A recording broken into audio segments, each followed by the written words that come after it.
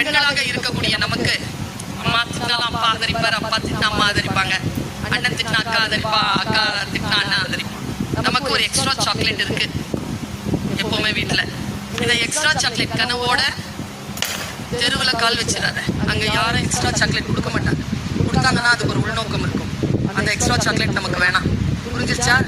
எவ்வளவு வேணாலும் பேசிக்க, பொதுவான இடங்களில் பேசாத. சைலண்டா அப்சர்வ் பண்ணு. எங்க பேசணும் அங்க பேச, எங்க பேசக்கூடாது அங்க பேசாத. பாடியை நிறுத்து. பேசும்போது ஐ கான்டாக்ட கரெக்டா வை.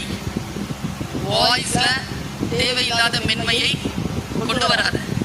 Don't be judgemental. லேர்ன்.